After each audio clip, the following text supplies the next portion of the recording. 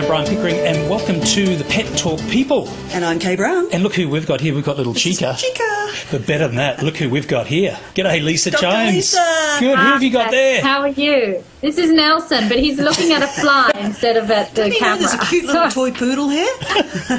Well, he's more interested in snatching this fly out of the air, which is his I wish I could favourite teach our dogs to pastime. do that, snatching flies out of the air. That's fantastic. So what have you been up to? It's been years since we've physically caught up, except for the odd pet day, emceeing day. What have you been up to? Yeah, I've been busy working. I still work at SASH, doing emergency and critical care there. It's a busy hospital, so keeps me on my toes, and we're still shooting for Bondi Vet. We're up to Series 6 now. I can't believe how quickly that's all gone. And working for Purina as well as their ambassador, so have lots going on all the time. You have a junior member with just 2 legs, not 4. Yes, so I have my 2 furry sons, and then my 3rd child is actually a human. His name's Hudson. He's almost 8 months now, and this year has just flown. It's all a bit of a blur, but it's gone really quickly, and it's been amazing being a human mum.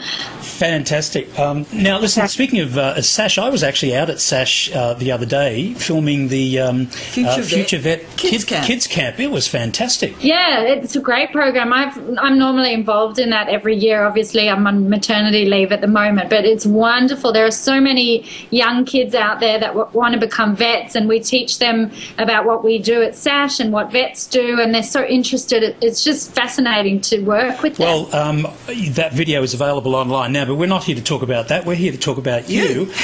and look, we've had a real problem lately with a lot of dogs basically suffering heat stroke in our horrendous conditions that we've had.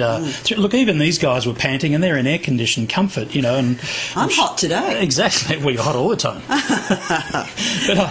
but I just wonder, have you got a couple of tips that you can give people for keeping cool in summer? It might be cool now in Sydney, but I know around the rest of the country it's still heating up. Absolutely. I mean, people firstly need to understand why dogs and cats are much more prone to heat stroke than we are. They just don't sweat in the same way that people do, so they rely on panting to keep themselves cool. They can sweat from their foot pads and a little bit from their nose, but that's about it. So if you have a really hot day and it's really humid, that panting is just not going to be enough to cool down their whole body. And then you've got a thick coat on top of that, and a dog that wants to run around and please their owners and don't really have an on and off switch. They can come down in a heap really, really quickly. And I've seen quite a few patients in the last few weeks that have had sky-high body temperatures. They've gone into organ failure, and some of them haven't even made it. So it's pretty serious when it happens. If they were left in a car, it would be the same, wouldn't it? Absolutely. I mean, we wouldn't leave our kids in the car, our human kids, so we shouldn't leave our pets. Sadly, some people do. I mean, there was something like 15 people around the country had left both kids and pets in cars. Unbelievable. Hate to point the finger, Victoria were worse. Oh, really? Yeah. It's frightening because that car can increase in temperature to over 40 degrees within minutes, and we wouldn't sit there with the windows closed or minimally open and no air conditioning on. We would have it blaring, or we wouldn't even sit in the car at all. So I don't know why people think that a young child or a pet is going to be okay so what there. do you do when you really want them to sort of get hydrated? Look, this little girl, Chica, she's fairly new to us. We've only rescued her recently, but some days she just goes, I don't really want to eat or drink or do anything, you know. It's a real worry. What do you do? Well, you've got to sort of be smart and be creative with getting them to drink, and if they don't want to drink, I mean, we can't force them, but sometimes putting a little bit of flavouring in the water, so if you add a little bit of their favourite food, just a touch, just to get them interested in the fluids. Purina actually has a really tasty treat out at the moment that's it's called a Ruff's Ice Bone, and it's like an icy pole for dogs that's beef flavoured ice. I actually found a photo of it online on the website, so I've put that up as well. Great. My dogs love them. I put them in their bowl, and they were at first thinking, oh, this is a bit strange. This is a cold bone. And then they just licked and licked and licked and licked. Excellent. Well, we'll have to give that a try, because I'm pretty sure Matisse will do that. He's still challenged, shall we say, with the extra little kilo or 2. Yeah.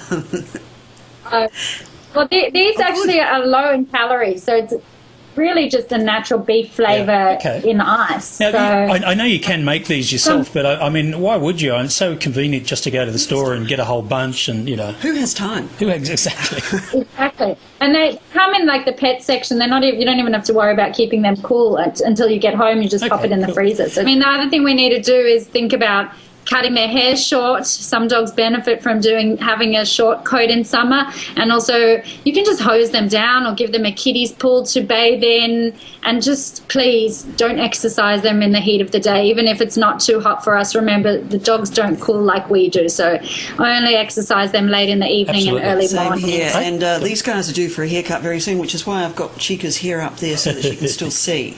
Now, listen, I did a little bit of research, knowing that we're going to be talking about heat-related issues and all the rest of it, and I came across a cute little video when Purina actually launched this. But what I want you to do is pay close attention and tell me what you see around about 8 or 10 seconds in. I want you to answer a behavioural question for me.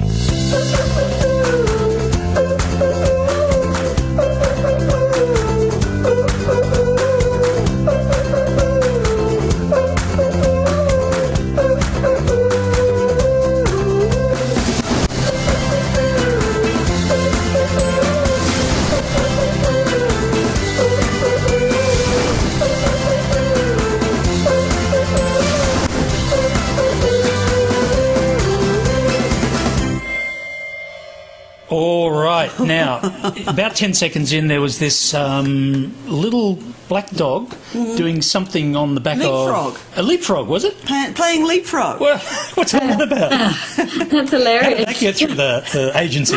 I don't know. I'm not involved in that side of things. That's normal behaviour for dogs when they are having fun with other dogs anyway, isn't it? It is. Yeah, I mean, most of the time it's a dominance-related thing. So the dog that is doing whatever that dog was doing, it's asserting its authority. All righty. Well, listen, if Nelson wants to come over here for a holiday, he can help catch flies around here. I don't know why we've got so many flies today. It's the heat. It's the heat. But at least the dogs are cool if they have their ice blocks.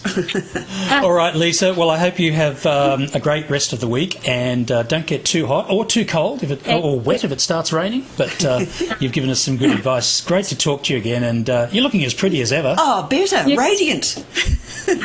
Thank you. Maybe it's the lack of sleep. I don't know. It's doing wonders for me. We'll see you later. Thanks for your time. Thank you. Thank you. See you.